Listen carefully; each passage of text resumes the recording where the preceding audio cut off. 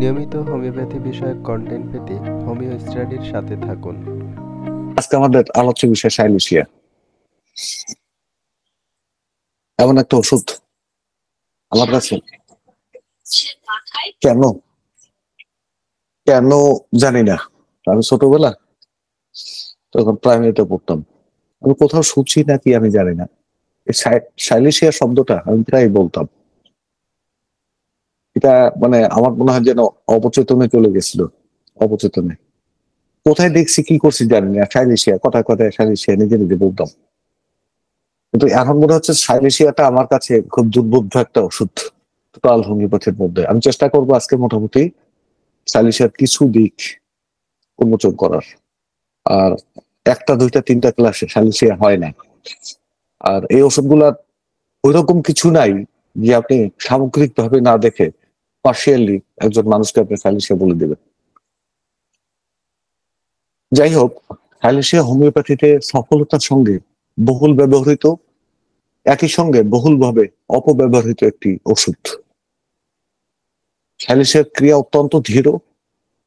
ওষুধটি প্রুভিং এর পর্যায়ে এর লক্ষণগুলো বিকশিত হতে দীর্ঘ সময় লাগে। সুতরাং মানুষের যেসব কষ্টকর রোগ লক্ষণ খুব ধীর গতিতে প্রকাশিত হয়, সেসব ক্ষেত্রে আমরা সাইলেশিয়া বিবেচনায় রাখতে পারি এবং রাখি। ভূভারদের মধ্যে বছরের নির্দিষ্ট সময়, নির্দিষ্ট ও বিশেষ পারিপার্শ্বিকতায় সাইলেশিয়ার কিছু অদ্ভুত ধরনের লক্ষণ প্রকাশ পায়। এগুলো তাদের জীবনী শক্তির ভারসাম্যের তারতম্যের ভিত্তিতে স্থায়িত্ব লাভ করে। এই যে লক্ষণগুলো প্রকাশ পেয়েছিল, সেটা হলো সবার সব রকম থাকেনি। কারো কারো দীর্ঘস্থায়ী হয়েছিল, আর কারো কারো অল্প সময়ের মধ্যে চলে গিয়েছিল। লক্ষণগুলো কারো ক্ষেত্রে বেশি সময়, এমনকি সারা জীবন, আবার কারো ক্ষেত্রে তুলনামূলক কম সময় স্থায়ী হয়। যারা প্রবর ছিলেন, যাদের উপর ওষুধ প্রথম প্রুভ করা হয়েছিল, সাইলেশিয়ার মতো দীর্ঘকাল কার্যক্ষম, গভীর কার্যক্ষম ওষুধগুলো ব্যক্তির জীবন প্রণালীর সুগভীর স্তরে প্রবেশ করে এবং জীবনী শক্তির বংশগত বিশৃঙ্খলা দূর করার সক্ষমতা রাখে। তাহলে কি অত্যন্ত গুরুত্বপূর্ণ একটা ওষুধ। বংশ পরম্পরায় কোনো ঝামেলা চলে আসছে কোনো ব্যক্তির সঙ্গে, সেটাও সেই বিশৃঙ্খলা দূর করার সক্ষমতা সাইলেশিয়া রাখে। সাইলেশিয়ার ব্যক্তিত্ব শীত কাতর। প্রথম কথাই হলো এটা। তার সমস্যাগুলো ঠান্ডায় দেখা দেয়। ঠান্ডায় আর্দ্রতায় বৃদ্ধি পায়। অবশ্য কোনো কোনো ক্ষেত্রে সাইলেশিয়া ঠান্ডায় ভালো থাকেন, শুকনো আবহাওয়ায় ভালো থাকেন। গোসলের পর তার রোগ লক্ষণ প্রকাশিত হয়, সব ধরনের সমস্যা বেড়ে যায়। আমরা এগুলো নিয়ে সামনে টুকটাক আলোচনা করব, ইলাস্ট্রেট করব।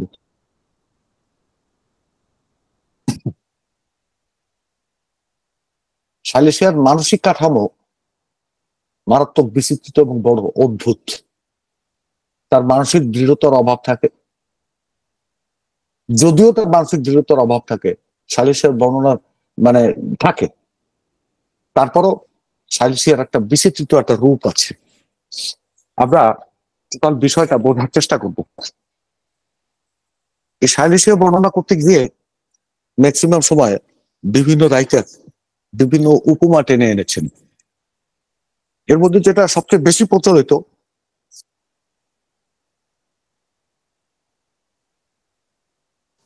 ডাক্তার জেমস টাইলর কেন্ট, তার উপমাটা খুব বহুল ভাবে প্রচলিত। আহ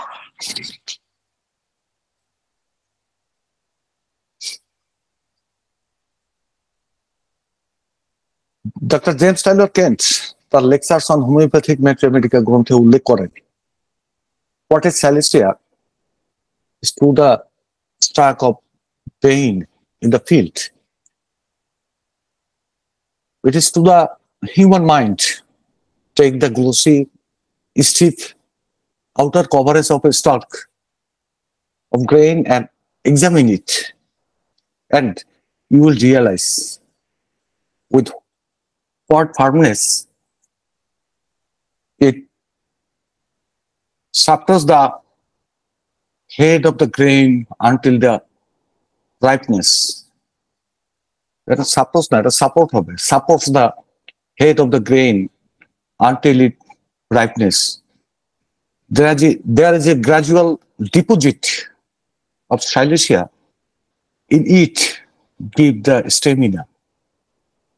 মাঠের শস্যের ডাটার ক্ষেত্রে সাইলেশিয়া যেমন মানুষের মানসিক স্তরের জন্য তা তেমনি কাজ করে। তিনি লিখেছেন, শস্যের ডাটার বহিরাংশের দিকের থাকা চকচকে শক্ত আবরণটি তুলে নিন এবং পরীক্ষা করুন। আপনি বুঝতে পারবেন তুলে নেওয়া ওই বহির আবরণ শস্যের পরিপক্কতা অর্জনের সময় পর্যন্ত শস্য ডাটার মাথাটিকে কতটা দৃঢ়তার সঙ্গে উঁচু রাখতে, সঠিকভাবে ধরে রাখতে সহায়তা করে। শস্যের ডাটার বহিরাবরণে ধীরে ধীরে সাইলেশিয়া অর্থাৎ সিলিকা সঞ্চিত হয়, যা ডাটার দৃঢ়তা বৃদ্ধির জন্য অপরিহার্য। কোন ব্যক্তির চিকিৎসায় যখন সাইলেশিয়া প্রয়োজন হয়, তখন ওই ব্যক্তি ওই ধরনের দুর্বলতা প্রকাশ করেন, দৃঢ়তাহীনতা। তার এই দুর্বলতা প্রকাশ পায় তার মানসিক স্তরে। তার মানসিক অবস্থা বহিরাবরণ তুলে নেওয়া শস্য ডাটার সঙ্গে তুলনা করা যায়। যখন তার সিলিকা প্রয়োজন হয়, তখন তিনি মানসিক দুর্বলতা অনুভব করেন, অভিভূত অবস্থায় থাকেন, এক ধরনের ভয় ও বশ্যতার অবস্থায় থাকেন। শস্য ডাটা সিলিকার অভাবে যেমন নেতিয়ে পড়ে, তার মানসিক অবস্থাটা নেতিয়ে পড়ে, কিন্তু তিনি সেটা বুঝতে দেন না। কেন বুঝতে দেন না, তার উত্তরের সমাধান সামনের দিকে আছে। তবে এভাবে সাইলেশিয়ার সঠিক রূপ উন্মোচন করা অনেকের পক্ষে কঠিন হয়ে যাবে, কেননা কেন্টের এই কথা আমার কাছে মনে হয়েছে কবিতার একটা একটা লাইন। আর যারা কবিতার ভাবার্থ বের করতে না পারেন, তাদের পক্ষে এটা কঠিন হয়ে যাবে। সাইলেশিয়ার প্রধান কিনোট হলো পরিমার্জিত এবং চাপ মেনে নেওয়া। প্লাস ভিটুল কাছে এই মানে কথাটা বলছে, পরিমার্জিত, রিফাইন্ড, কমপ্লিটলি রিফাইন্ড পারসন, এবং যে কোনো চাপ মেনে নেওয়া। এখন চাপটা মেনে নেওয়ার পর কি সবকিছু মেনে নেয় বা গ্রহণ করে? না। আপনি একজন পার্সিটিলা ব্যক্তিত্বকে চাপ প্রয়োগ করুন, তিনি তার অবস্থান থেকে সরে দাঁড়াবেন এবং আপনার সিদ্ধান্ত গ্রহণ করবেন। আমরা বলছি এই যে চাপ প্রয়োগ করা, তাকে ফিজিক্যালি অ্যাসল্ট করা না। আমরা বলছি আপনি যখন তাকে মানসিকভাবে চাপে ফেলবেন একজন পার্সিটিলা ব্যক্তিত্বকে, তখনকার কথা। পার্সিটিলা ব্যক্তিত্বের কোন সিদ্ধান্তে আপনি দ্বিমত করে যুক্তিতর্ক উপস্থাপন করলে তিনি সাধারণত তা সহজেই মেনে নেবেন। একজন সাইলেশিয়া ব্যক্তিত্ব আপনার দৃষ্টিকোণ দেখবেন, যে আপনি কোন অ্যাঙ্গেল থেকে কথাটা বলছেন, কোন অ্যাঙ্গেলের যুক্তিটা দিচ্ছেন, এবং সে বোঝার চেষ্টা করবেন, বুঝবেন। আপনি যখন তার সঙ্গে কোনো বিষয়ে দ্বিমত করবেন, তখন তিনি আপনার সঙ্গে তর্ক করবেন না, নীরব থাকবেন। জর্জ ভিদুলকাস যে চাপ মেনে নেওয়া বলছে, এই চাপ মেনে নেওয়া বলছেন, আমি বলতে চাচ্ছি এই নীরব থাকাটাকে। যখনই একজন সাইলেশিয়া ব্যক্তিত্বের সামনে কোন আর্গুমেন্ট আসে, তখন তিনি সাইলেন্ট হয়ে যান। অর্থাৎ এই আর্গুমেন্টটাকে তার উপর একটা মানে মানসিকভাবে প্রেশার ক্রিয়েট করা, যে তুমি এটা করবা না, এটা করো, এটা করবা না, এটা করো। তখন তিনি নীরব থাকবেন, উনি আপনার সঙ্গে তর্কে যাবেন না। পার্সিটিলা করে কি? পার্সিটিলা হলো যে আপনি বলছেন যে না, তুমি যে সিদ্ধান্ত নিচ্ছ এটা ঠিক না, এইটা নাও, সে আপনারটা নেবে। আবার আর একজন বললো যে না না না না, তোমরা দুজনে যে সিদ্ধান্ত নিচ্ছ তার একটাও ঠিক না, এইটা নাও। সে তখন আবার ওই সিদ্ধান্তে যাবে।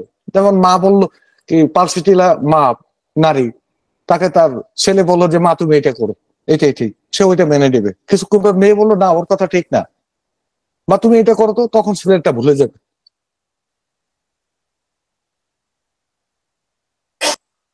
আচ্ছা, স্বামী আসবে, এসে বলবে এই পোলাপানের কথা কি বলো, তুমি এভাবে করো, তখন আবার স্বামীরটা নিবে। আবার যদি তার নিজের মা বা বোন কেউ এসে বলে সব বাদ দাও, তো এটা করো। পার্সিটিলা কিন্তু এরকম দোদুল্যমান। আমরা পার্সিটিলার ক্লাস যখন করব, তখন এটা আমরা ডিটেইলস আলোচনা করব।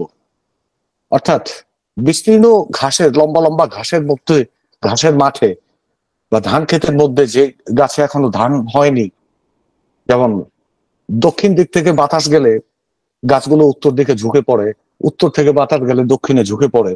আবার পূবালি বাতাসে পশ্চিমে ঝুঁকে পড়ে, পার্শ্বটিলা জাস্ট ওই রকম। সে তাৎক্ষণিকভাবে কোনো কিছু মনে না করি সিদ্ধান্তটা চেঞ্জ করে ফেলে। আর খালি সে করবে কি, সে শুনবে, উনি শুনবেন, আপনার সঙ্গে তর্কে যাবেন না, ঠিক আছে, আপনার সঙ্গে তর্কে যাবেন না, ওই সময় তিনি নীরব থাকবেন। আপনার কাছে মনে হতে পারে তিনি হয়তো আপনার সিদ্ধান্ত মেনে নিয়েছেন, আপনি বুঝবেন যে এই পার্শ্বটিলার মতো সে আমার সিদ্ধান্তটা মেনে নিয়েছে, তার অ্যাটিটিউড এরকম থাকবে। কিন্তু পরবর্তী সময়ে তিনি ঠিক ওই বিন্দুতে চলে যাবেন, ওই পয়েন্টে চলে যাবেন যেটা তিনি বিশ্বাস করেন, তিনি যা আগে সিদ্ধান্ত নিয়েছিলেন তিনি সেটাই করবেন, বা তিনি আগে থেকেই করতে চেয়েছিলেন সেটাই করবেন। তার এই অবস্থান নেওয়ার বিষয়টি খুবই শক্তিশালী এবং খুব গুরুত্বপূর্ণ একটা দিক। তাহলে কি পার্সিটিলা এবং সাইলেসিয়ার যে বেসিক যে পার্থক্যটা এইখানে, তার মননশীলতায়। একটা হলো চাপের মুখে পড়ে সাইলেসিয়া, পার্সিটিলা তার সিদ্ধান্ত বদলে ফেলতে পারে, বদলে ফেলে, এটা কিছু মনে করেন না। কিন্তু সাইলেসিয়া চাপের মুখে পড়লে সে নীরব থাকে, সাইলেন্ট। পরক্ষণে তার যে আগের থেকে যে সিদ্ধান্তটা ফিক্সড, যে সিদ্ধান্ত নেওয়া থাকে, উনি সেটাই করবেন। সাইলেসিয়ার মনে একটা বড় ভয় আছে, এই যে আরো একটা জিনিস, এটা সাইলেসিয়ার একটা গুরুত্বপূর্ণ দিক, ব্যর্থ হওয়ার ভয়। তিনি এই এই ভয় করেন, তার মনে কোনো জোর বা শক্তি নাই, তার ভয়টা আসে তার নিজের মনটা নিয়ে, যে আমার মানসিকভাবে আমার কোনো জোর নাই, স্ট্রেংথ নাই, কোনো শক্তি নাই। তার মন খুব দুর্বল থাকে এবং তিনি কোনো বিষয়ে চ্যালেঞ্জ গ্রহণ করাকে ভয় পান, কোন চ্যালেঞ্জ দিতে পারেন না। কিন্তু তিনি চ্যালেঞ্জ গ্রহণ করেন এবং ভালোভাবে কাজটি সম্পন্নও করেন। দেখেন, তার ভয় হলো চ্যালেঞ্জ দিতে, যে তোমাকে পরীক্ষায় অংশগ্রহণ করতে হবে। তার প্রিপারেশন এরকম, সে পরীক্ষা অংশগ্রহণ করলে ভালো করবে, কিন্তু ওই যে পরীক্ষা দিতে যাবে তখন একটা ফোবিয়া বা ভয় তাকে আঁকড়ে ধরবে। কিন্তু যখন সে পরীক্ষা দিতে যাবে তখন অবশ্যই সে ভালো করবে, কারণ ভয় শুধুমাত্র যে আমার মানসিক অবস্থা দুর্বল, তার নিজের মানসিক অবস্থাটাকে নিয়ে। কিন্তু যখন সে সেটাকে চালু করতে পারে তখন এটা ঠিকঠাক ভাবে হয়ে যায়, তিনি ভালো পারফর্ম করেন। তবুও তার এমন একটি অনুভূতি থাকে যে তিনি মানসিকভাবে দুর্বল হয়ে যাচ্ছেন। আমরা একই ধরনের অবস্থা পাই অ্যানাকার্ডিয়াম, পেকটিক অ্যাসিড, ফসফরিক অ্যাসিডের শিক্ষার্থীদের মধ্যে, শিক্ষার্থী স্কুল কলেজ বা ভার্সিটি পড়ুয়া শিক্ষার্থীদের মধ্যে। কোনটা কোনটা? অ্যানাকার্ডিয়াম, পেকটিক অ্যাসিড, ফসফরিক অ্যাসিডের মধ্যে। যারা কঠোরভাবে অধ্যবসায় করেন এবং অনুভব করেন অতিরিক্ত মেধা খাটানোর ফলে তাদের মন দুর্বল হয়ে পড়েছে।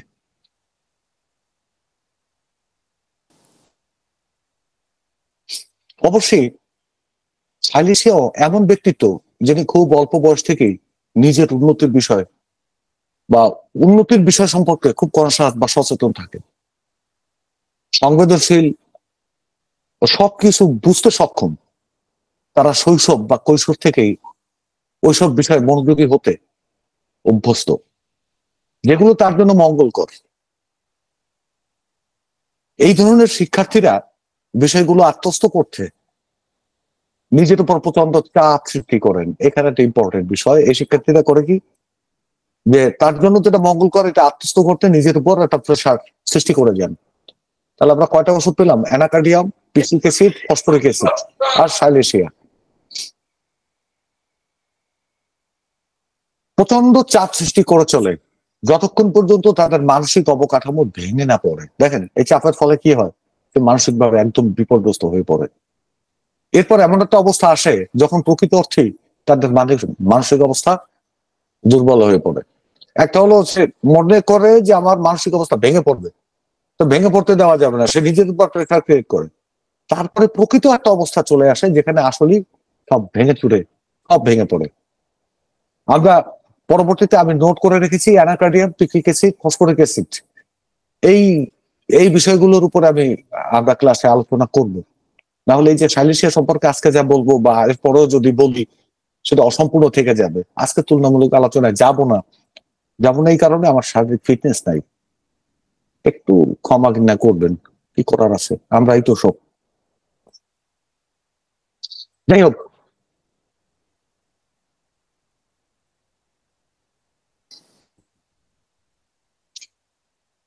আমরা দেখি সাইলেসিয়া অন্যদের সঙ্গে সহজে মিশতে পারে, তিনি ফসফরাসের মতো অন্যদের অনুভূতির প্রতি সংবেদনশীল। এটা একটা কারণ আছে, আমার সামনে আলোচনায় ক্লিয়ার হবে।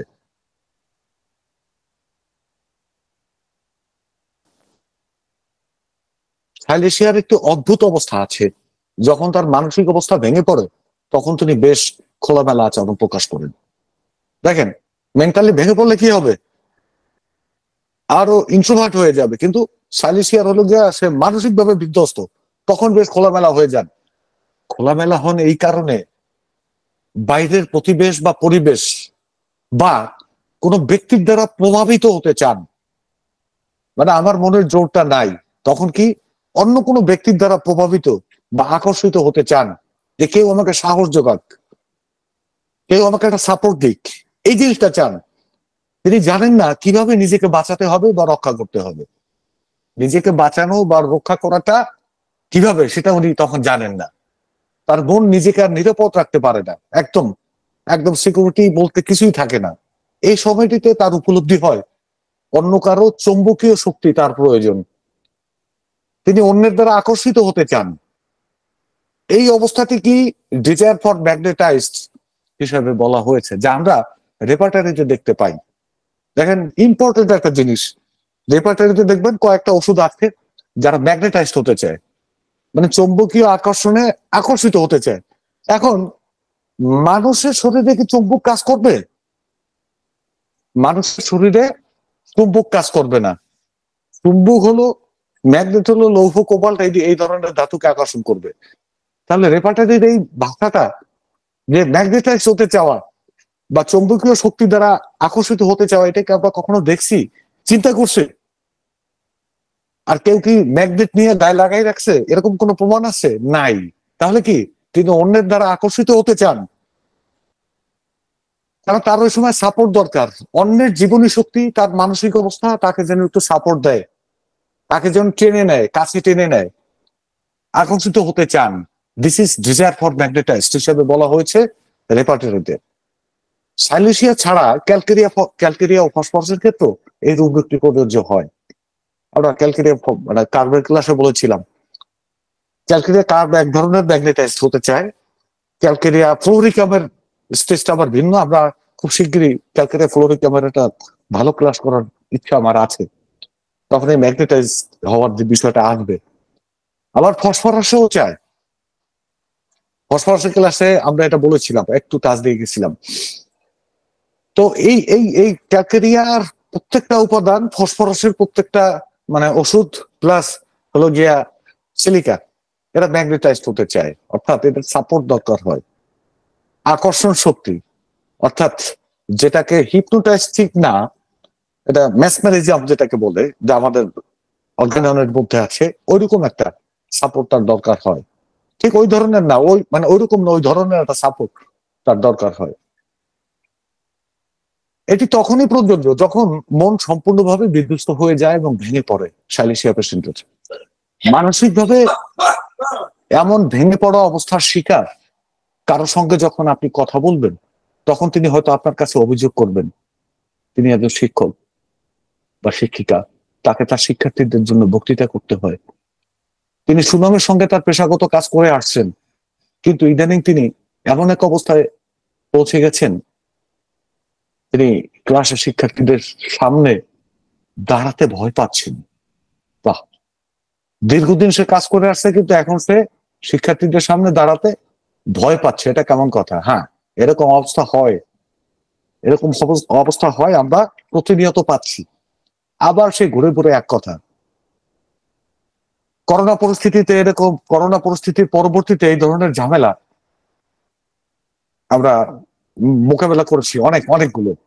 তিনি বিব্রত বোধ করছেন, তিনি তার বক্তৃতার বিষয়গুলোর মধ্যে ঢুকতে পারছেন না। এই ভয়, তিনি এই ভয় পাচ্ছেন তাকে কত ব্যর্থ হতে হবে, যে আমি ক্লাসে ঠিকভাবে পড়াতে পারবো না, আমার সুনাম নষ্ট হয়ে যাবে, বা আমি পড়ানোর জন্য ফিট ফর না, একদিন যা করছি সেটা নষ্ট হয়ে যাবে। কারণ আজকে আমার যে অবস্থাটা, এরকম একটা অবস্থা মনে হয়। একটু ধরবেন, দয়া করে একটু ধরবেন। হ্যাঁ, ঠিক আছে।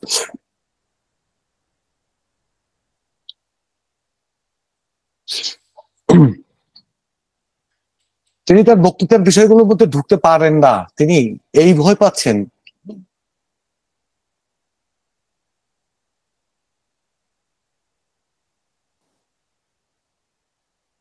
যে তিনি বিষয়গুলো ঠিকঠাক ভাবে ব্যাখ্যা করতে পারবেন না, তাকে হয়তো ব্যর্থ হতে হবে, তার মন হয়তো ঠিকঠাক কাজ করবে না। তিনি মানসিক কাজে দীর্ঘ প্রচেষ্টা হলে মানসিকভাবে আরো ক্লান্ত হয়ে পড়েন। এটি নিয়ে যে চেষ্টা করেন, এতে ক্লান্তি তার আরো বাড়তে থাকে। দেখেন যে আসলে ধীরে ধীরে ধীরে ধীরে কিভাবে প্রকট হচ্ছে। আপনি তার সঙ্গে আরেকটু আলাপ করলে তিনি হয়তো আপনাকে বলবেন, ওই রকম পরিস্থিতিতে আমি যদি কাজটি করার জন্য নিজের উপর চাপ সৃষ্টি করি, তাহলে তার স্বাচ্ছন্দ্য আমি করতে পারি, কিন্তু তাতে আমি একদম নিঃস্ব হয়ে যাই, আমার কোনো শক্তি থাকে না। ব্যর্থ হওয়ার ভয়, ব্যর্থতার ভয়ের মধ্যে সাইলেশিয়ার অদ্ভুত মানসিক অবস্থা পাওয়া যায়। যদি তাকে এমন কোনো কাজ করতে হয় যা মানসিকতার সঙ্গে সম্পৃক্ত, ম্যাথামেটিক্স করা, মানে সঙ্গীত চর্চা করা, সচরাচর তিনি ওই ধরনের কাজ করতে অভ্যস্ত নন, তখন তিনি খুবই ভীত হয়ে পড়েন। এই ক্ষেত্রে তাকে ব্যর্থ হতে হবে এবং তিনি ব্যর্থ হবেনই, যদিও শেষ পর্যন্ত তিনি চেষ্টা করলে সুন্দরভাবে কাজটি করতে পারেন। আমরা এতক্ষণ সাইলেশিয়ার মানসিক স্তরের যে অবস্থাগুলোর কথা বললাম, তা ওষুধটির একেবারে প্রাথমিক অবস্থা। পরবর্তী সময় এইসব রোগীর এমন একটা অবস্থা আসে যখন তিনি আর কিছুতেই তার কাজগুলো সঠিকভাবে বা নির্ভুলভাবে সম্পন্ন করতে পারেন না। এটা হলো যে বাস্তবতা, যে একদম প্রাইমারি স্টেজ থেকে ঘুরতে ঘুরতে ঘুরতে ঘুরতে একটা সময় এসে কি কোনো কাজে সে আর সম্পন্ন করতে পারেন না, সাবধান অবস্থায় ছেড়ে দেন। একজন তরুণ শিক্ষার্থী যিনি সারা বছর তার পড়াশোনার জন্য যথেষ্ট সময় দিয়েছেন, তিনি বেশ ভালোভাবেই এগিয়েছেন, এখন তার চূড়ান্ত পরীক্ষা খুব কাছাকাছি, তিনি তার পরীক্ষা নিয়ে ভীত হয়ে পড়ছেন। অথচ দেখা যায় তিনি সুন্দরভাবেই পরীক্ষাটা পার করে দিয়েছেন। কিন্তু এরপরে পরীক্ষা পার করে দিচ্ছেন, তার রেজাল্টও ভালো আসছে, কিন্তু তারপরে এমন এক ধরনের অবসাদ তাকে ঘিরে ধরেছে যে তিনি পরবর্তী 1 বছর 2 বছর আর স্বাভাবিক অবস্থায় ফিরতে পারেন না। আমি আমার অভিজ্ঞতায় দেখেছি অনেক মেধাবী স্টুডেন্ট, খুব তীক্ষ্ণ মেধাবী স্টুডেন্ট, সে পরীক্ষা দেবে না ঘুষে ঘুষে তাকে পরীক্ষা দেওয়ানো হলো। তৎকালীন সময়ে সে বোর্ডে স্টার্ট করছে, কিন্তু এসএসসি পাস করার পর বা ইন্টারমিডিয়েট পাস করার পর আর সে পড়াশোনা কন্টিনিউ করতে পারেনি। মামুন নামে একটা ছেলে আছে, মোহাম্মদ আল মামুন, আমার এলাকার, ও যশোর বোর্ডে এসএসসি তে ফার্স্ট হলো, মেধা তালিকায় এসএসসি তে ফার্স্ট হয়েছে মামুন। এরপরে করলো কি, সে ইন্টারমিডিয়েটে ঢাকা বোর্ডে থার্ড হয়েছে। ঢাকা বিশ্ববিদ্যালয়ে ইংরেজি নিয়ে পড়াশোনা করেছেন, কিন্তু একটা সময় উনি মনে করছে যে আমাকে দিয়ে আর কিছু হবে না। অত বিসিএস ফেস করার মতো খুব ব্রিলিয়ান্ট স্টুডেন্ট, বিসিএস এ তার চাকরি হয়ে যাওয়ার কথা, সে বাড়িতে ফিরে আসছে, তার আর কিছু হবে না। শেষ পর্যন্ত সবাই ধরে টরে দয়া করে প্রাইমারিতে একটা ইন্টারভিউ দিয়ে একটা চাকরি দিচ্ছে, কিন্তু সে ক্লাস করে না। দস্তুর মতো সে এখন সিজোফ্রেনিয়া রোগী। Mamun belongs সাইলেশিয়া, or Silesia belongs মাম, আমি জানি মামুন সাইলেশিয়া রোগী। তো এরকম আর একটা পিন্টু করে একটা ছেলে, সেও যশোর বোর্ডে ফার্স্ট, সে এরকম বিধ্বস্ত হয়ে গেছে। এই আমার এলাকার, আমরা একই স্কুলের। সেই ছেলেটা এখন সবকিছু ফেলে টেলে দিয়ে মাধ্যমিক পর্যায়ে শিক্ষকতা করছেন। ও ঢাকা বিশ্ববিদ্যালয় থেকে ইংলিশ অনার্স মাস্টার্স করে আসছে। সে পর্যন্ত চাকরির বয়সটা সব কাটাই যাওয়ার পরে সে এখন হাই স্কুলে শিক্ষকতা করে, তো অনেক ভালো জায়গায় যাওয়ার কথা। সাইলেশিয়া, আমরা এমন অনেক বিশ্ববিদ্যালয়ে শিক্ষার্থী পেয়ে থাকি যারা পূর্ববর্তী সেমিস্টারে খুব ভালো করার পরও পরবর্তী সেমিস্টার ড্রপ দিয়ে থাকেন, শুধু তার মানসিক বিপর্যয়ের কারণে। একটু খতিয়ে দেখলেই বুঝতে পারবেন এমন বিপর্যস্ত শিক্ষার্থীদের মধ্যে বেশিরভাগ সাইলেশিয়ার অধীন।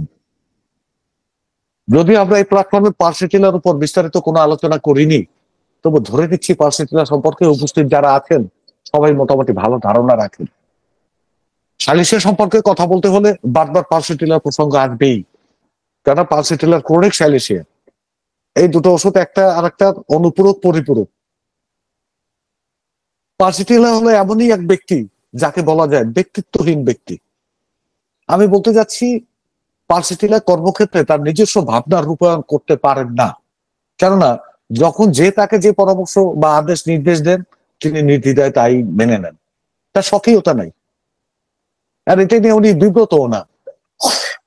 আপনি যদি একজন পার্সিটিলা ব্যক্তিত্বকে কোনো কিছুর জন্য চাপ প্রয়োগ করেন, তাহলে তিনি তার অবস্থান থেকে সরে দাঁড়াবেন, সহজভাবেই আপনার সিদ্ধান্তটি মেনে নেবেন। পার্সিটিলার মানসিক গঠন ঠিক এরকমই। আপনি যদি তার সামনে কোনো যুক্তি তুলে ধরেন, তাহলে তিনি তা সহজেই গ্রহণ করবেন। আমরা সালিসিয়া ব্যক্তিত্বের মধ্যে এমন ভাবে সহজভাবে মেনে নেওয়ার প্রবণতা পেয়ে থাকি। আমি দেখেছি অনেক চিকিৎসকই রোগী পর্যবেক্ষণের ক্ষেত্রে এই পর্যায়ে এসে ভুল করে বসেন। সবকিছু সহজে মেনে নেওয়ার এই প্রবণতাটা যদি আমাদের মধ্যে পেয়ে যায় একবার ডাক্তার হিসাবে, আর বাড়তি কিছু জানতে না চেয়ে, তাহলে আমরা ওই বারবার ওই পার্সিটিলের ব্যবস্থা দিয়ে ফেলবো। আপনারা লক্ষ্য করবেন আমি বারবার মাইকটা বন্ধ করছি, এর কারণ হলো আমি কাশি বই। এখন যে কাশি শুনছেন ওটা আমার সহধর্মিনীর, আমরা দুজনই শিখ। যেহেতু পার্সিটিলার এইসব লক্ষণের বেশ কাছাকাছি লক্ষণ সমৃদ্ধ সাইলিসিয়া সহ আরো কয়েকটি হোমিওপ্যাথিক ওষুধ আছে, সুতরাং আমাদের এই বিষয়ে সতর্ক থাকতে হবে।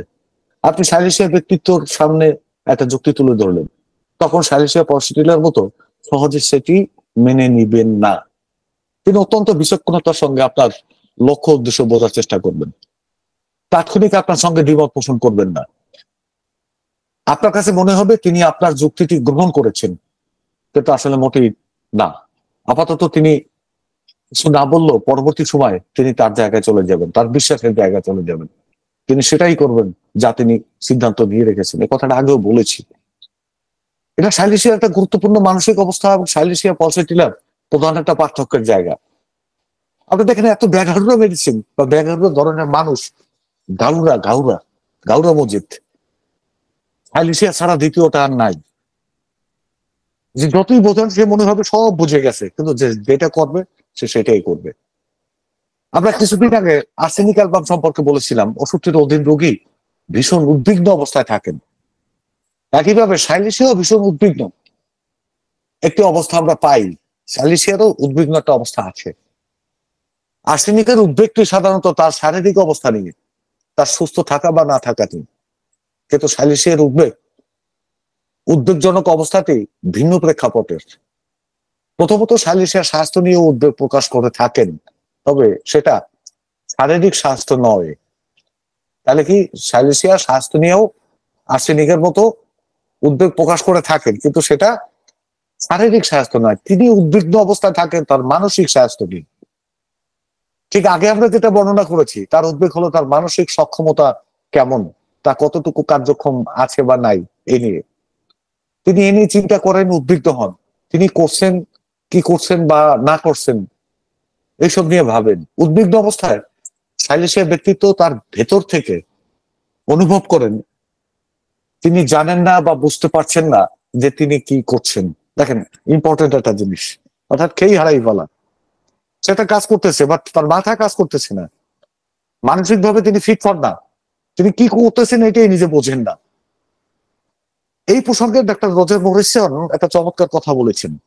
তিনি তার একটি নিবন্ধে লিখেছেন, এই অবস্থার অধীন কেউ, তিনি যদি একজন হোমিওপ্যাথিক চিকিৎসক হন, মানে ওই যে কি করছেন না করছেন উদ্বিগ্ন অবস্থা এটা বুঝতে পারেন না, তো ওই অবস্থার অধীন কেউ যদি একজন হোমিওপ্যাথিক চিকিৎসক হন, তাহলে সে কি করবেন?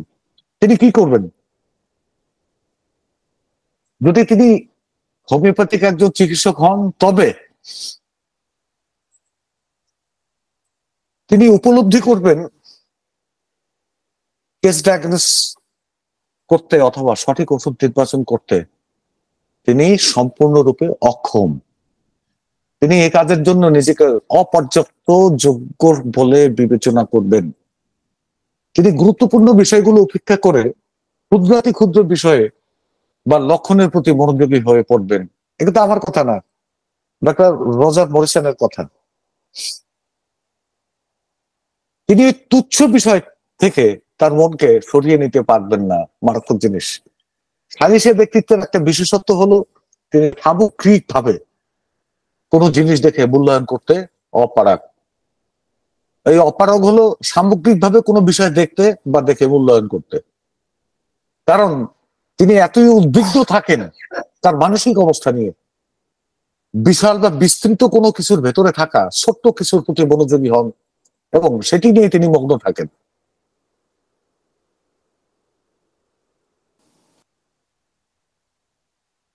তিনি ছোট্ট ওই বিষয়বস্তু থেকে মনোসংযোগ সরাতে পারেন না। এটি হলো গিয়ে সালিসিয়ার একটা অদ্ভুত লক্ষণ। মানে অনেকেই আমরা জানবো, হয়তো জানেন যে কবি হাফিজ,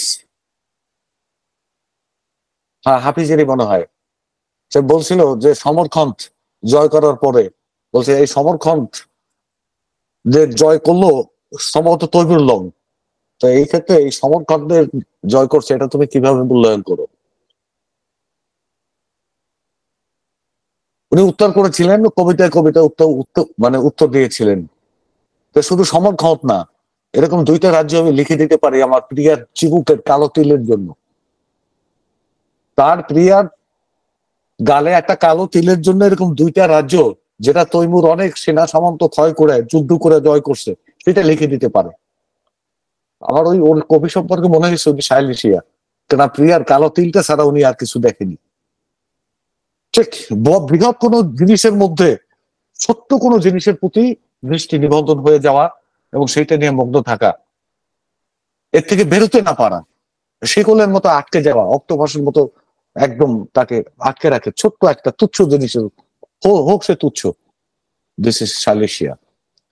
আপনি গ্রামের কোনো মাটির রাস্তায় হাঁটতে হাঁটতে রাস্তার দুই ধারের সারি সারি গাছের সৌন্দর্য দেখছেন। এ সময় আপনার একজন সঙ্গী, যিনি সাইলেশিয়ার অধীন, তার বন্ধুকে নিয়ে যাচ্ছেন, তিনি গাছের সৌন্দর্য উপভোগ করতে কখনোই পারবেন না। তার সাথে যতই আপনি জ্ঞান করেন, এই সৌন্দর্য তার কিছু আসে যায় না। কিন্তু এত বিস্তৃত জিনিস দেখার মতো মানসিকতা উনি ডেভেলপ করতে পারবেন না।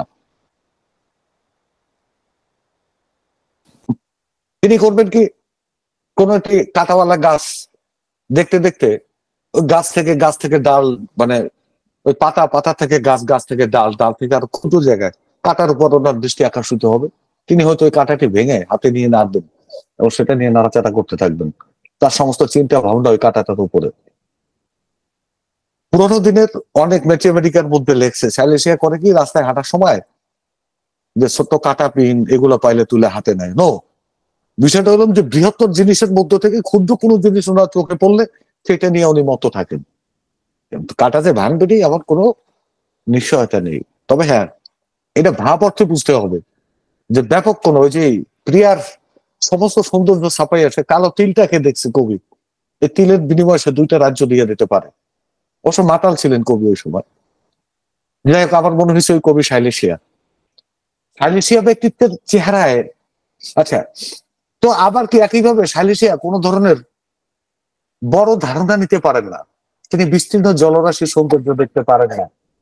উত্তাল নদীর বুকে উছলে পড়া উর্মিমালা দেখার মতো সে রোমান্টিসিজম বা সেই সক্ষমতা সাইলেশিয়ার কখনো হয় না।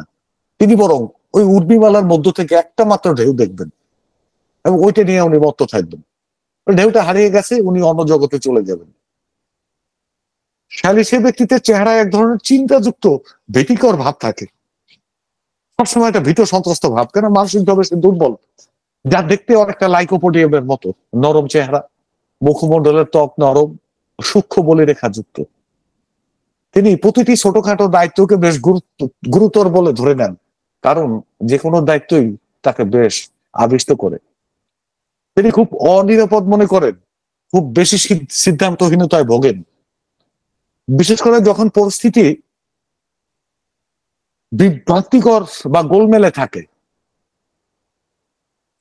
পরিস্থিতি বিভ্রান্তিকর বা গোলমেলে, অর্থাৎ সিদ্ধান্ত নেওয়াটা কঠিন, এরকম দ্বিধাযুক্ত কোনো পরিবেশে তার আর কাজ করার কোনো ক্ষমতা থাকে না। তখন তার পক্ষে কোনো কাজ করা বা সিদ্ধান্ত গ্রহণ করা আদৌ সম্ভব না। This is সাইলেশিয়া। তার মন তখন অকর্মণ্য হয়ে পড়ে, স্থবির হয়ে পড়ে। তখন তিনি একজন বিবেকবান মানুষের মতো তার প্রতি অর্পিত দায়িত্ব পালনের জন্য প্রচন্ড রকমের চেষ্টা করেন, হয়তো তিনি তা শুরুও করেন, কিন্তু পুরো বিষয়ের অতি ক্ষুদ্র কোনো বিষয়বস্তুতে তিনি আটকে পড়ে যান, যেটা আমরা আগে বলেছি। তিনি আর এগোতে পারেন না। অর্থাৎ বিশাল যজ্ঞ, বিশাল রান্না বান্না করতে হবে। রান্না করতে গিয়ে ওই মানে চালের মধ্য থেকে যে মরা চাল বেছে ঝাড়তে হবে, ওইটা ঝাড়তে ঝাড়তেই তার দিন শেষ, রান্না আর হবে না। This is সাইলেশিয়া। মানবদেহের কোথাও ফোড়া বা অ্যাক্সেস হলে সাইলেশিয়া ও হিপারসাল্ফ এ দুটি ওষুধ আমরা অগ্রাধিকার ভিত্তিতে বিবেচনায় রাখি। ফোড়া দ্রুত পাকানো, মিলিয়ে যাওয়া বা ত্বকের ক্ষত সারিয়ে তোলার ক্ষেত্রে ওষুধ দুটির যথেষ্ট অধিকার ও দখল রয়েছে। স্তনদুগ্ধ দানকারী নারীদের স্তনের অ্যাক্সেস নির্বাচিত ওষুধে সেরে যাওয়ার পর যদি রিকারেন্ট আবার দেখা দেয়, তো এই ওষুধ দুটো সফলতার সঙ্গে ব্যবহৃত হতে পারে। অবশ্য ক্ষেত্র যাচাই করতে হবে। দাঁতের মাড়ি বা শিকড়ের যন্ত্রণাদায়ক অ্যাক্সেস সারিয়ে তুলতে বেশ শক্তিশালী কার্যকারিতা দেখায় দুটি ওষুধে। এই দুটি ওষুধ প্রয়োগের ক্ষেত্রে মূল পার্থক্যের জায়গাটা আমাদের শনাক্ত করতে হবে। কারণ রোজকার প্র্যাকটিসে, প্রতিদিনকার প্র্যাকটিসে ওই ফোড়া টোড়া এই সমস্ত বিষয় নিয়ে আমাদের ফেস করতে হয়, এবং এটা মানুষ দৌড়ে আসে। কারণ হোমিওপ্যাথি ফোড়ার জন্য ভালো, আকিলের জন্য ভালো, টিউমারের জন্য ভালো, ঠিক আছে, এই ধরনের কথাবার্তা আছে। আর কিছু হোক বা না হোক, টিউমারের জন্য ভালো, আসিলের জন্য ভালো, ঠিক আছে, এই ধরনের কথাবার্তা চালু আছে। সো এগুলো আমাদের বুঝতে হবে যে ক্ষেত্রটা কোনটা, ব্যর্থ হওয়া যাবে না। প্রধান পার্থক্য হলো হিপারসালফের রোগ আক্রমণ অধিকতর আকস্মিক ও দ্রুত বর্ধনশীল। আকস্মিক আক্রমণ করে এবং খুব তাড়াতাড়ি বেড়ে যায়, আর সাইলেশিয়ার গতি অধিকতর ধীর ও দীর্ঘস্থায়ী। হিপারসালফ সদৃশ কোন স্ফোটক, ফোড়া বা অ্যাবসেস থেকে নিঃসরিত পুঁজ অত্যন্ত গাঢ় হয়।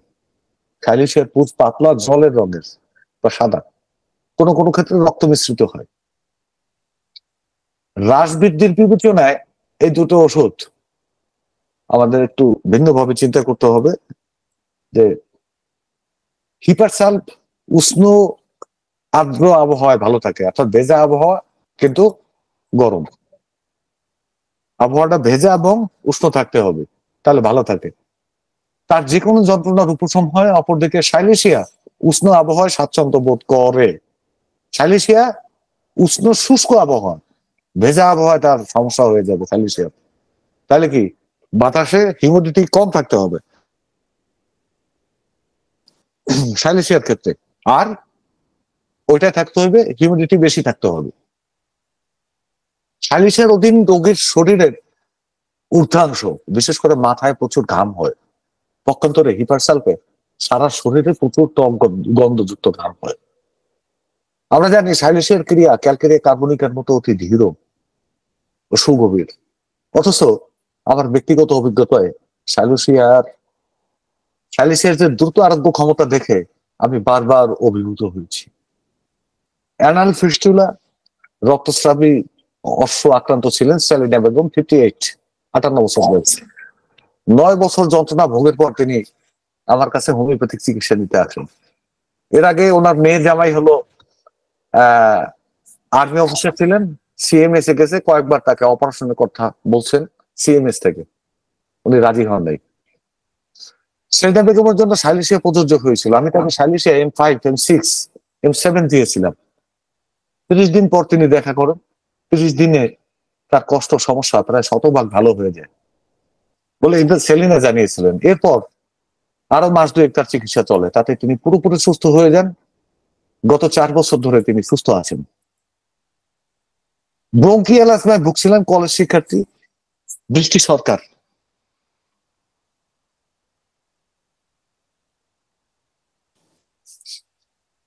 ষষ্ঠ শ্রেণীতে থাকাকালীন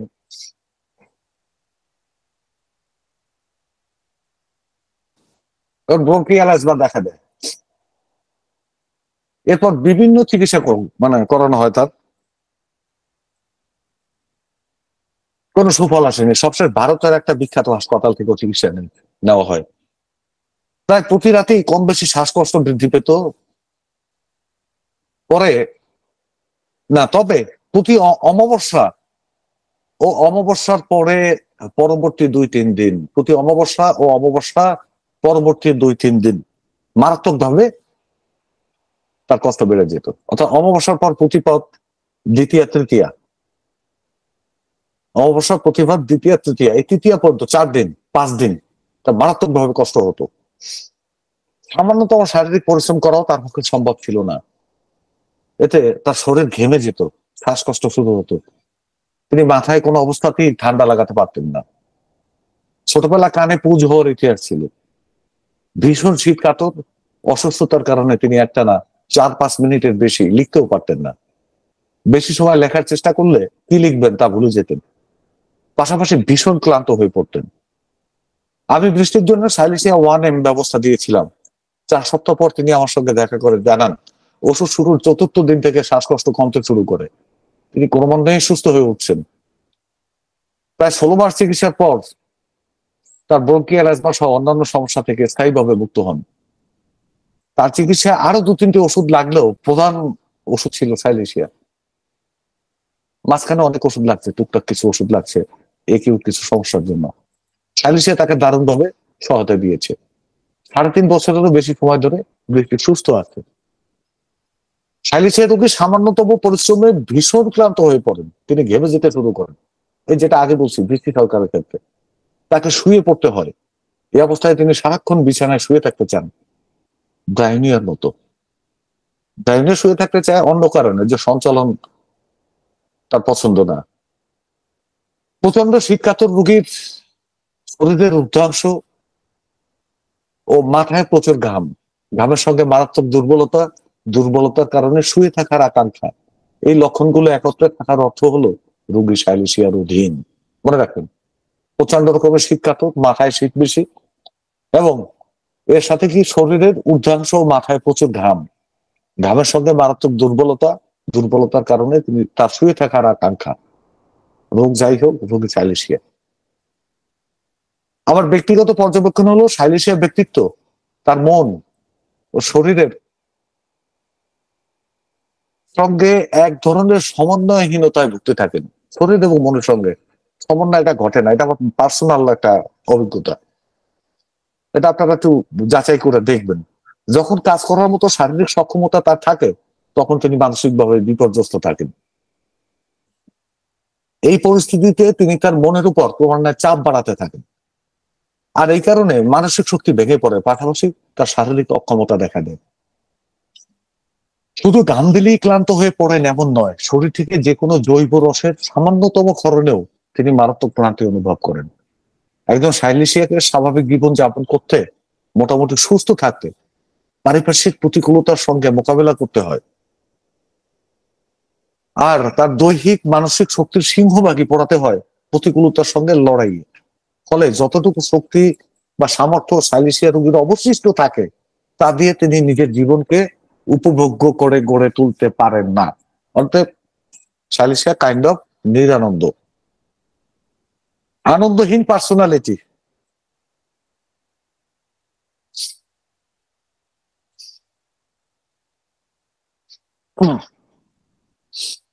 সুতরাং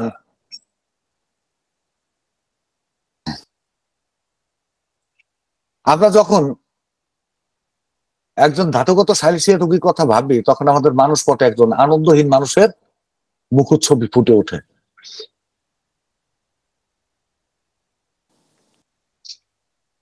সঙ্গমের পরে রোগ, শারীরিক ও মানসিক কষ্ট বৃদ্ধি পায় এমন লক্ষণে ক্যালকেরিয়া কার্বনিকা, টেলিকার্বনিকাম ও সিপিআর সঙ্গে সাইলেসিয়াকেও যথেষ্ট গুরুত্বের সঙ্গে বিবেচনা করা উচিত।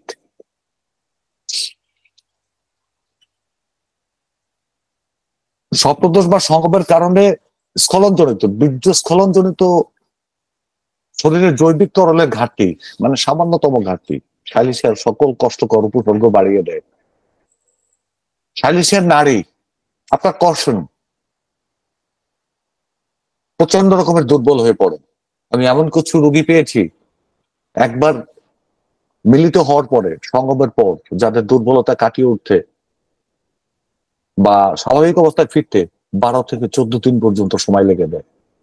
গতকালকেও এরকম একটা রোগী আমি দেখেছি। সিপিআই কিন্তু এতটা না, সিপিআই বৃদ্ধি আছে এত না।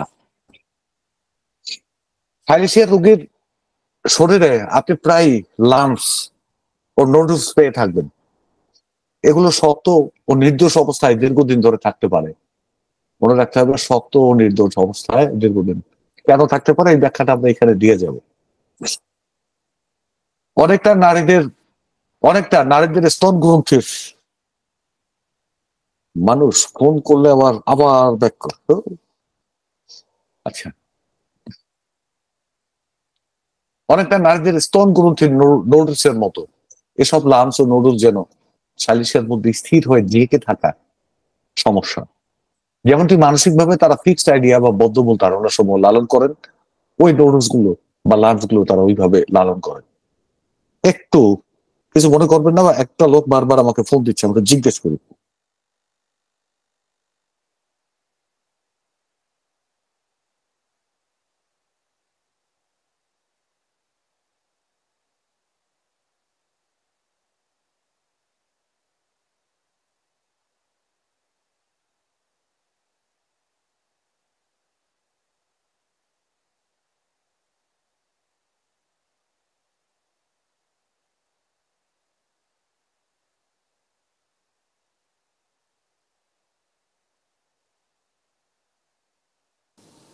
শুনতে পাচ্ছেন?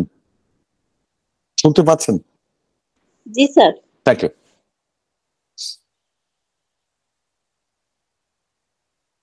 সালিসের ব্যক্তিত্বের অদ্ভুত ধরনের বদ্ধমূল ধারণা থাকে। থুজার মতো না, থুজার থেকে আলাদা। থুজার ক্লাসটা আমরা করিনি, করবো, কত আর করবো। আচ্ছা, কোনো সময় তিনি ভাবেন যৌন সঙ্গম পাপের কাজ এবং তার অবশ্যই যৌন সঙ্গম থেকে বিরত থাকা উচিত। এমন প্রেক্ষাপটে সালিসিয়া পালসেটিলারই মতো।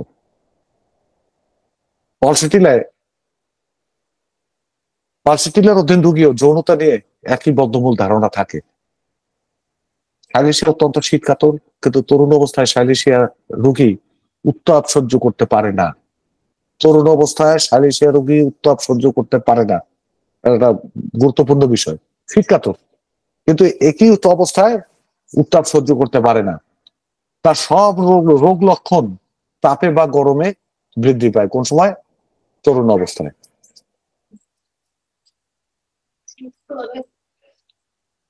পালসিটিলার ক্ষেত্রে ঠিক এর উল্টো ঘটনা ঘটে। পালসিটিলা তার ক্রনিক অবস্থায় ভীষণ গরম কাতর, তবে তরুণ অবস্থায় পালসিটিলা শীত কাতরতা প্রকাশ করতে পারে। মানে ক্রনিক অবস্থায় পালসিটিলা মারাত্মক গরম কাতর একটা ওষুধ। কেউ বলে যে জ্বরের সময় শুধু শীত কাতরতা প্রকাশ করে না, যে কোনো একই রোগে পালসিটিলা শীত কাতরতা প্রকাশ করতে পারে। তার মানে পালসিটিলা উভয় কাতর। পালসিটিলার সেক্সুয়ালিটি নিয়ে ওই ধরনের বদ্ধমূল ধারণা আসে এক ধরনের ধর্মীয় ভাবনার বাড়াবাড়ি অবস্থা থেকে। কর্ষণ নিয়ে এই বদ্ধমূল ধারণাটির ক্ষেত্রে পালসিটিলা অবশ্যই সালিসিয়া থেকে আরো এক ধাপ এগিয়ে থাকে। কিভাবে এগিয়ে থাকে? তিনি মনে করেন সেক্সুয়ালিটি ভালো কাজ না। আবার কোন পালসিটিলা এমনও মনে করেন অপোজিট সেক্সের কারো সঙ্গে মিলিত হওয়াটা মারাত্মক খারাপ কাজ। এই অবস্থান থেকে পালসিটিলার কোন রোগী, কোন ক্ষেত্রে কিছু রোগী সমকামিতার দিকেও এগোতে পারে। আমি পেয়েছি এরকম রোগী। সালিসিয়ার আরো একটি বদ্ধমূল ধারণা থাকে। তিনি মনে করেন তার দেহটি আলাদা দুটি ভাগে ভাগ করা। খুব গুরুত্বপূর্ণ জিনিস, ডান অংশ ও বাম অংশ। আর বাম অংশ তাকে ধারণ করে না, শুধু ডান অংশ তাকে ধারণ করে। অর্থাৎ তার শরীরের বাম অংশ, আমার শরীরের বাম অংশটা আমাকে বিলং করছে না, বা আমি বাম অংশটাকে বিলং করছি না।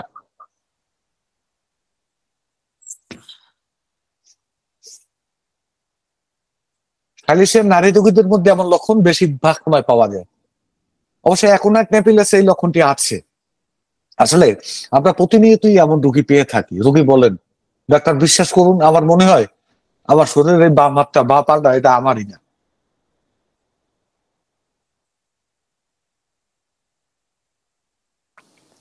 আমরা চিকিৎসকরা কি করি? আমরা রোগীদের এই ধরনের কথা বেশিরভাগ সময় পাত্তা দিতে চাই না, পাত্তা দেই না। অথচ দেখুন, রোগী কিন্তু শুরুতেই গুরুত্বপূর্ণ অদ্ভুত একটি লক্ষণ বলে দিল। সুতরাং আমাদের উচিত প্রতিটি রোগীর কথা তার নিজের ভাষায় লিপিবদ্ধ করা এবং পরে সময় নিয়ে সেগুলো বিশ্লেষণ করা। ডক্টর ক্লার্কের একটা আছে, তিনি উল্লেখ করেছেন আমাদের শরীরের কানেকটিভ টিস্যু, নখ ও চুল, সাইলিশিয়ার চুল, কানেকটিভ টিস্যু, নখ ও চুলে সাইলেশিয়ার উপস্থিতি আছে।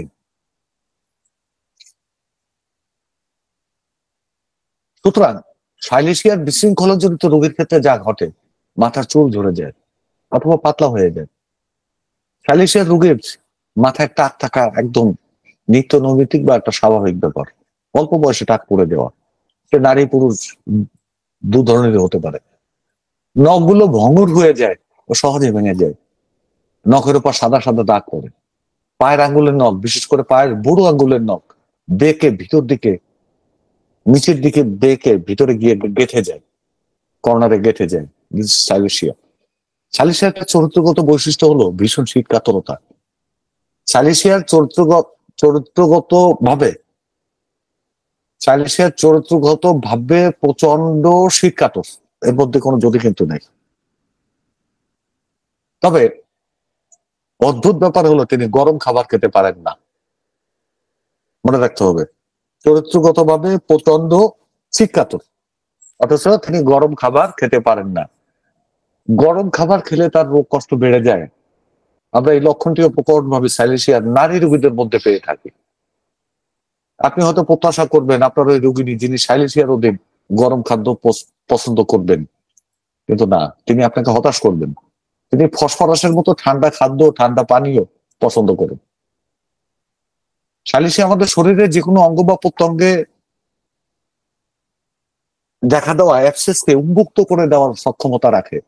যদি সংশ্লিষ্ট রোগীতে সাইলেশিয়া সদৃশ লক্ষণ বিদ্যমান থাকে। সম্প্রতি আমার একজন রোগীর ডান দিকের কিডনির hydronephrosis, pelvic urinary junction obstruction বা পিইউজে, ডান দিকের রেনাল অ্যাবসেসে আক্রান্ত হয়ে হোমিওপ্যাথিক চিকিৎসার জন্য আসেন। 23 বছর বয়সী ওই তরুণী তার চিকিৎসা সংক্রান্ত বিষয়ে গোপন রাখার অনুরোধ করেন, তাই তার সম্পর্কে বিস্তারিত বলতে পারছি না। সে আমাকে বলছে, স্যার আপনি তো ক্লাস করেন, তাহলে আমার কথাটা বলে ফেলান, এটা বলবেন না স্যার। তিনি সাইলেশিয়ার একজন প্রথাগত রোগী। আমি তাকে সাইলেশিয়া M5 থেকে শুরু করি। তার চিকিৎসা শুরুর 44 দিনের মাথায় তিনি অনির্ধারিত ভাবে আমার সঙ্গে দেখা করেন। তখন তিনি জানান দুদিন ধরে তার প্রস্রাবের সঙ্গে প্রচুর পুঁজ বেরোচ্ছে। বর্তমানে কিছুটা রক্ত মিশ্রিত পুঁজ দেখা যাচ্ছে, তবে কোনো ধরনের ব্যথা বা সমস্যা বোধ করছেন না। কিন্তু পুঁজ দেখে তিনি ভীষণ ভীতু হয়ে পড়েছিলেন। পুঁজ দেখে ভীত হয়ে পড়েন। হিসেব অনুযায়ী তখন তার সাইলেশিয়া M9 চলছিল। আমি তাকে না ঘাবড়াতে অনুরোধ করলাম, পাশাপাশি সাইলেশিয়া M9 একদিন তো একদিন খাওয়ার পরামর্শ দিই। চিকিৎসা শুরুর 2 মাসের মাথায় তিনি জানান এখন আর তার ধীর গতির প্রস্রাব হচ্ছে না। প্রস্রাব স্বাভাবিক, প্রস্রাবে জ্বালা পোড়া, তীব্র মাথা ব্যথা এসব কিছুই নেই, তিনি বেশ সুস্থ। ওই দিন আবার আল্ট্রাসোনোগ্রাম করালেন, তাতে দেখা গেল তার পিইউজে নেই, রেনাল অ্যাবসেস নেই, এমনকি হাইড্রোনেফ্রোসিসও নেই। তবে রাইট সাইডের রেনাল প্যারানসাইবিলিটি আছে। এই প্যারানসাইবিলিটি এক ধরনের ডিজিজ। এটা হলো যে বদ্ধ অঙ্গ প্রত্যঙ্গ গুলোর উপরে যদি কোনো প্রেসার পড়ে বা আমাদের মুখে উপর থেকে প্রেসার লেগে দাঁতের সাথে চাপ লেগে ঠোঁটের ভিতরে যে লাল লাল দাগ পড়ে, এরকম কিছু দাগ তৈরি হয়। এটা অ্যালোপ্যাথিক ওষুধের পার্শ্ব প্রতিক্রিয়া হিসেবে আসতে পারে বা অন্য কোনো কারণেও আসতে পারে। তো এই প্যারানসাইবিলিটি আছে, তা বলছি যে তার চিকিৎসা চলছে, ওটা হয়তো ভালো হয়ে যাবে। আমি আলোচনার শুরুতে বলেছি সাইলেশিয়া একটি বহুলভাবে অপব্যবহৃত ওষুধ। বহুল ব্যবহৃত ওষুধ বলেছি, পাশাপাশি বলছি অপব্যবহারও হয়। এটা আমাদের স্বীকার করতে কোনো দ্বিধা থাকার কথা না। এবং আপনারা যারা শুনছেন আজকে ক্লাসে আছেন কষ্ট করে, ঠিক আছে, তারা সবাই এই কথাটা স্বীকার করবেন যেটা অপব্যবহার হয়। আমাদের হাতে অর্থাৎ হোমিওপ্যাথিক চিকিৎসকদের হাতে অনেক ওষুধেরই অপপ্রয়োগ হয়ে থাকে। কেউ যখন শরীরের কোনো অঙ্গ বা প্রত্যঙ্গ প্রত্যঙ্গে কাটা বিঁধে যাওয়ার অভিযোগ নিয়ে হোমিওপ্যাথিক চিকিৎসকের কাছে আসেন, দেখি আমার গলায় কাটা বাজছে বা শরীরে কাটা বাজছে, ঠিক আছে, এই ধরনের অভিযোগ নিয়ে আসেন। তখন বেশিরভাগ চিকিৎসক ওই রোগের জন্য খালিসে ওষুধটি নিম্নক্রম ঘন ঘন সেবন করার জন্য পরামর্শ দেন। এটা আমি দেখছি, আমি অভিজ্ঞতা থেকে বলছি। আমি মনে করি এতে সংশ্লিষ্ট রোগীর ভবিষ্যতে বড় ধরনের ক্ষতি হওয়ার আশঙ্কা থাকে। আমাদের এটা অবশ্যই ভালোভাবে বুঝতে হবে, সাইলেশিয়া এক ধরনের টিস্যু সল্ট।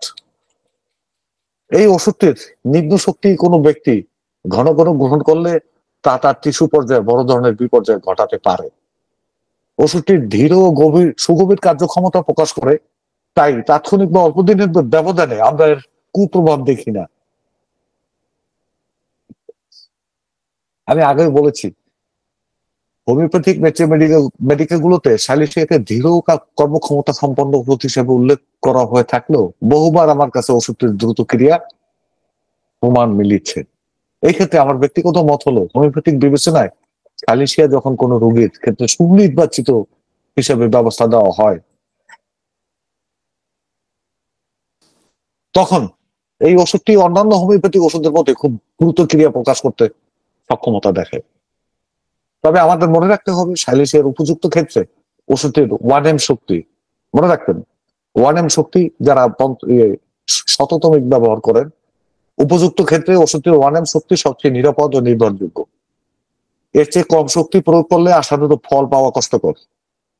আমি আমার অভিজ্ঞতা থেকে বলছি, এটা কাউকে বাধ্য করার জন্য বলছি না। এ ব্যাপারে আপনাদের মধ্যে অনেকেরই হয়তো ভিন্ন ভিন্ন কোনো মত বা অভিজ্ঞতা থাকাটা স্বাভাবিক। 50 সহস্রতমিক পদ্ধতির ওষুধ প্রয়োগের ক্ষেত্রে আমি পুরাতন রোগে সাইলেশিয়ার M5 শক্তি থেকে শুরু করে থাকি।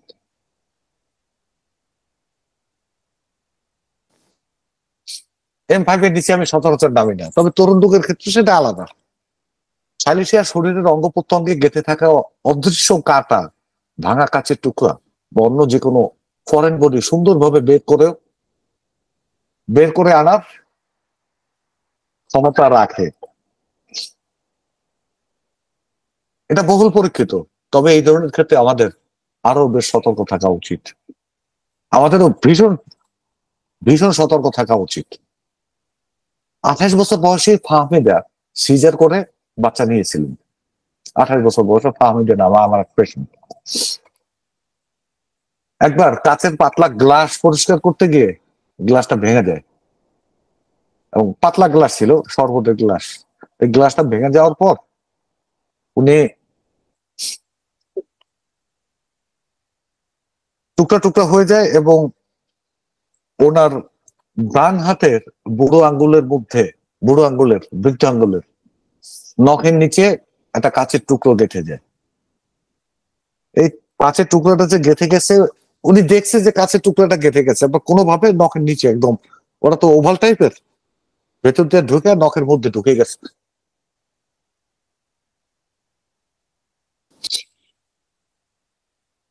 হাসপাতালে গিয়ে অনেক চেষ্টা করলো, কাছের টুকরাটি খুঁজে পায়নি, বের করতে পারেনি। হাসপাতাল থেকে বলছে যাক, লাগবে না। কিন্তু তার আঙুলের ব্যথা কিছুতেই সারছিল না। ওই ব্যথা হয়, আবার একটু ফলে, আবার একটু কমে, আবার একটু এই অবস্থা। একটা পর্যায়ে 1 বছর, এর বছর খানেক পর, 1 বছর চলে গেছে এরকম করতে করতে, এর বছর খানেক পরে উনি আমার কাছে আসেন চিকিৎসার জন্য। তাকে নাকি কেউ একজন বলেছেন হোমিওপ্যাথিক ওষুধ খেলে কাছের টুকরাটি গলে বেরিয়ে যাবে, কাছের টুকরা গলে যাবে হোমিওপ্যাথিক ওষুধে, এটা নাকি কে বলছে। যাই হোক, আমি তার জন্য খালি সে M5 M6 ব্যবস্থা দিয়েছিলাম।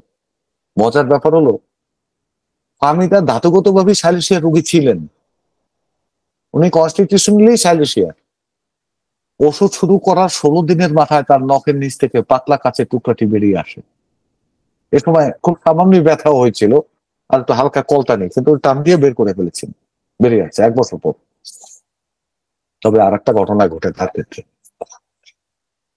যে আমাকে ভীষণভাবে ভয় পাইয়ে দিয়েছিল। 2 বছর আগে করা সিজারের কাটা স্থানের যে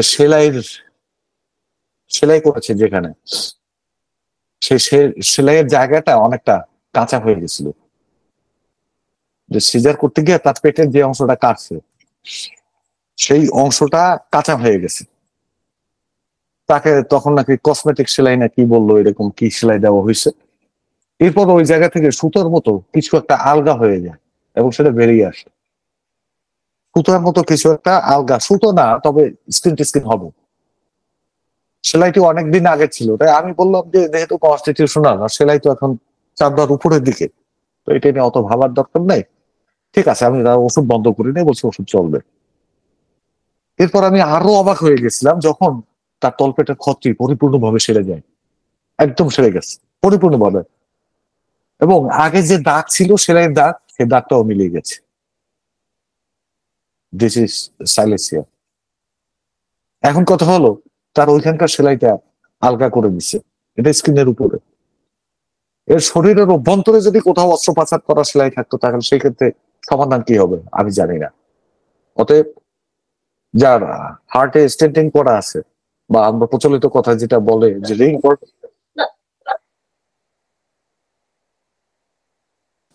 হার্টে রিং করানো আছে বা এই ধরনের আছে, তার ক্ষেত্রে কি হবে?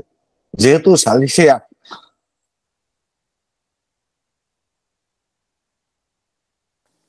শরীর থেকে ফরেন বডি বের করে দিতে সক্ষমতা রাখে, সেহেতু এসব ক্ষেত্রে আমাদের সজাগ হতে হবে। এটা নিয়ে আরো বেশি আলোচনা হওয়া দরকার।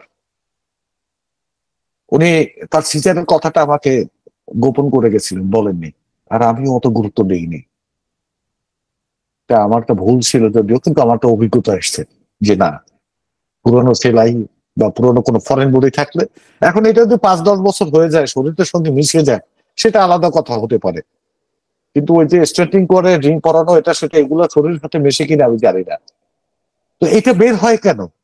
আবার ওনার কাজ ভাঙ্গাটা হাতে গেঁথে ছিল, এটা বের হলো না কেন, আবার পরে বের হলো কেন? এটা যুক্তিটা হলো, যেহেতু উনি সাইলেন্সিয়ারের পেশেন্ট ছিল, শারীরিকভাবে ফিজিক্যালি ওরা জীবনী শক্তি এতই দুর্বল যে ওইটাকে ধাক্কা দিয়ে বা কোনো প্রসেসে বের করে দেওয়ার মতো সক্ষমতা তার ছিল না। থাকলে ওটা ওই প্রথম ঢোকার পরেই পুস্তুত হয়ে ওটা বের হয়ে যেত। যেহেতু এই সক্ষমতাটা ছিল না, ওনার কনস্টিটিউশনাল ওষুধ পড়ার পরে ওনার জীবনী শক্তি যথেষ্ট সাপোর্ট পেয়েছে এবং ওটাকে বের করে দিয়েছে। সেটা মনে রাখতে হবে, পুরানা কাটা বেঁধার কোনো রোগী যদি আসে তাহলে তার সাইলেসিয়া হওয়ার পসিবিলিটি বেশি। কারণ সাইলেসিয়ার জীবনী শক্তি ওই দিক থেকে দুর্বল হয় যে দিক থেকে তার শরীরে থাকা কোনো ফরেন বডিকে আউট করে দিতে পারে না। তার দুর্বলতাটা ওই পর্যায়ে আসে যে ফরেন বডিকে সে সরাতে পারে না। এটা সক্ষমতা আসলে তখন এটা বেরিয়ে যায়। কিন্তু বড় ধরনের কোনো অভ্যন্তরীণ অপারেশন করা রোগীর ক্ষেত্রে সমাধানটা কি, এটা আমি পাই নাই। এটা আমি এক্সপেরিমেন্ট করতে আমি সাহস করবো না। আরো 10 বছরে 20 বছর বেঁচে থাকলো, 10 বছর 20 বছর বেঁচে থাকলো, আমি এটা সাহস করবো না। কেননা ওই ধরনের মানুষ নিয়ে এক্সপেরিমেন্ট করার অধিকার কেউ আমাকে দেয়নি। যদি একটা রোগী মারা যায় সেজন্য আমি দায়ী থাকবো। সো এটা একটু মাথায় রাখবেন। আমি মনে করি এসব না দেওয়াই ভালো। টিকার কুফল দূর করতে সাইলেসিয়া চমৎকার ভাবে কাজ করে। তাহলে এটা কিভাবে কাজ করে? টিকা দেওয়ার পরে যদি মানসিক জগতে কোনো বিকৃতি আসে তখন সাইলেসিয়া কাজ করবে না। টিকাটা যতক্ষণ পর্যন্ত ব্লাড স্ট্রিমে রানিং থাকবে ততক্ষণ পর্যন্ত সে সাইলেসিয়া এটাকে সাপোর্ট দিবে। এটা আমার ব্যক্তিগত অভিমত। কেননা টিকাটাকে যখন আপনি কোনো রোগীকে সাইলেসিয়া দিবেন, তার ব্লাড স্ট্রিমে মিশে থাকা টিকাটাকে বা টিকার যে কার্যকর্ম এটাকে আপনার বডি ফরেন বডি হিসেবে মনে করবে এবং যে কোনো ওয়ে তাকে আউট করে দিবে। কিন্তু টিকা দেওয়ার পরে যদি মানসিক বিকৃতি বা মানসিক কোনো ঝামেলা হয়, সেই ক্ষেত্রে অন্যান্য ওষুধ আছে, লক্ষণ সদৃশ অনেক ওষুধই আছে, সেই ওষুধের কথা চিন্তা করতে হবে। তো সাইলেসিয়া বহুল ব্যবহৃত এবং বহুলভাবে অপব্যবহৃত, এই কথাটা মনে রাখতে হবে। আজকে সাইলেসিয়ার ভেতরে ঢুকতে পারি, এখানে আমি শেষ করতে চাচ্ছি, যদি অনুমতি দেন। না দিলেও শেষ। ধন্যবাদ।